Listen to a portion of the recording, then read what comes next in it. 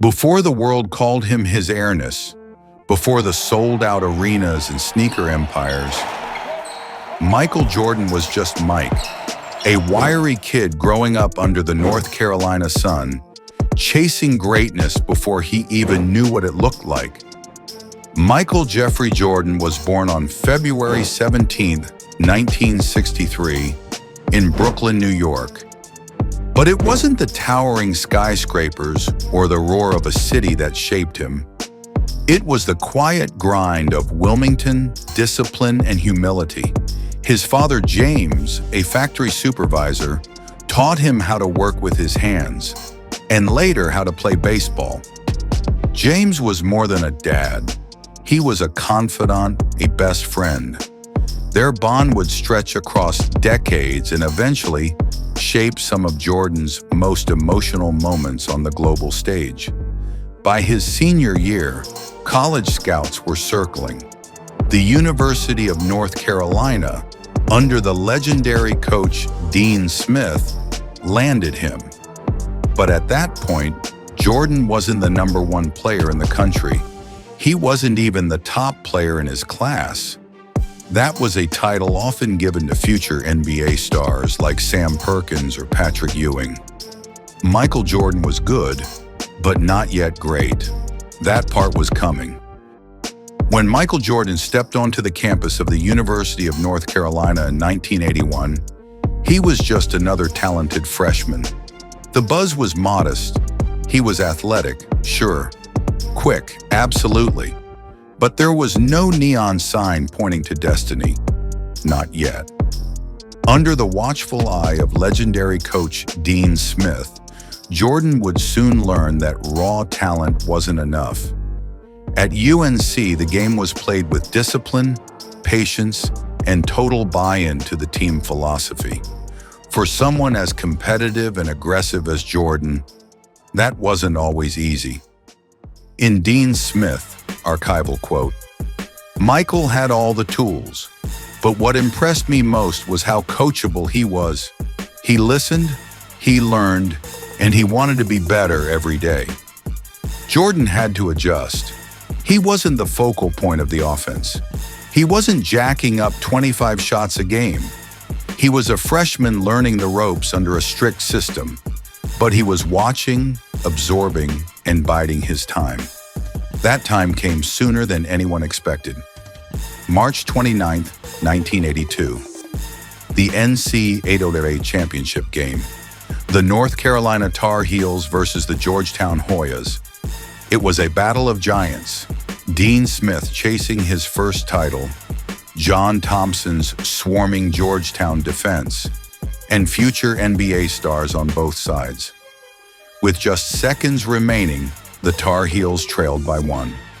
The play wasn't drawn for Michael, but when the ball came to him on the left wing, he didn't hesitate. He rose. He fired. Swish! The shot heard around the country.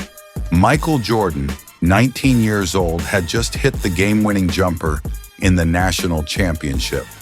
That wasn't just a shot. That was ignition.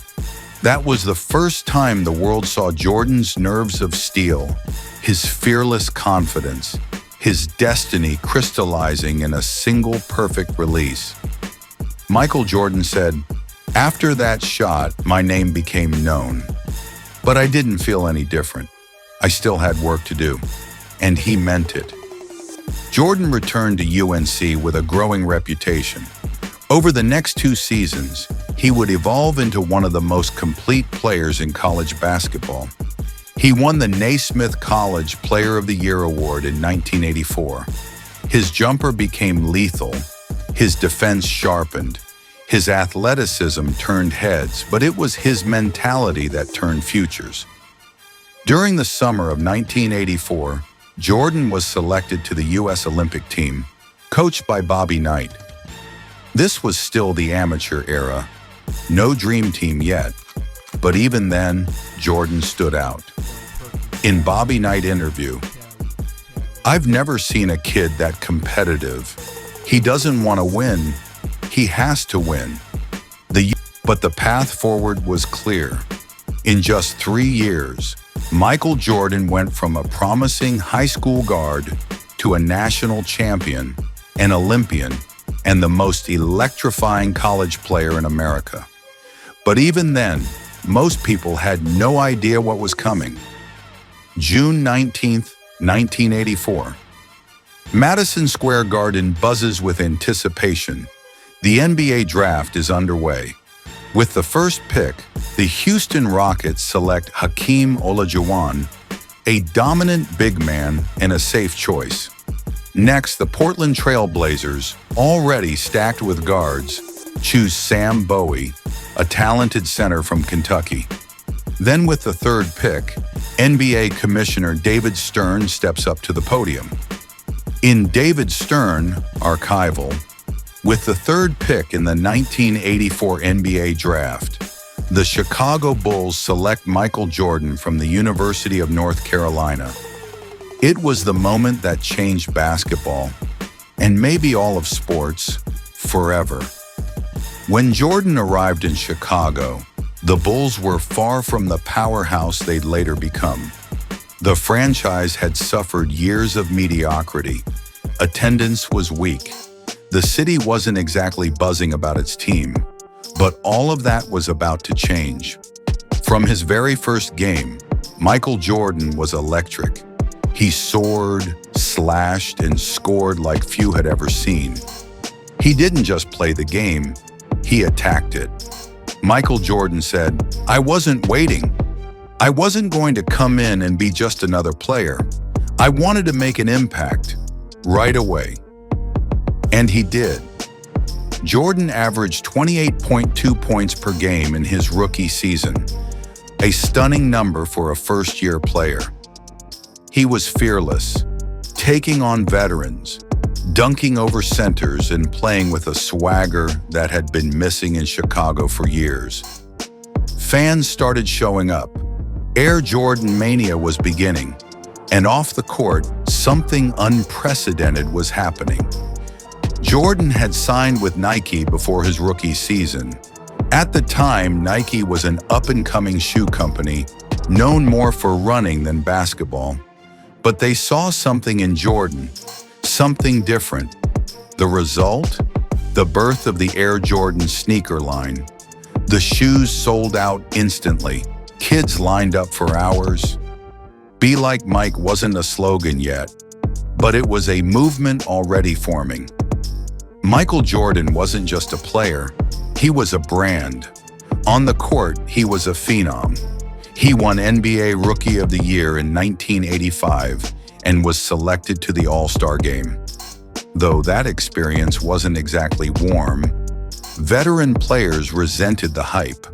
Some even froze him out of the offense during the game, trying to humble the rising star, but it only lit his fire more.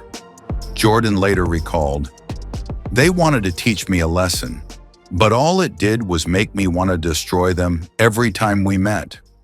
Then came a setback. Early in his second season, Jordan broke a bone in his foot. He missed 64 games, an agonizing stretch for a man who lived for the competition. But rather than rest comfortably, Jordan pushed to return, secretly playing pickup games at UNC to keep himself sharp, against team doctors' advice. He finally returned late in the season, and just in time for the 1986 playoffs. In the first round, the Bulls faced the Boston Celtics, a dynasty in full force, led by Larry Bird. Chicago had no chance on paper, but Jordan didn't care about paper. In Game 2 of that series, Michael Jordan scored 63 points, still the highest scoring playoff performance in NBA history. Larry Bird said, "That was God disguised as Michael Jordan." The Celtics won the series, but the legend of Jordan had officially arrived. He didn't just have talent, he had fury, he had elegance. He had the ability to make you believe that anything was possible with a basketball in your hands. The Bulls were still a few pieces away from true contention, but they had their cornerstone, And he wasn't just going to be great. He was going to be transcendent.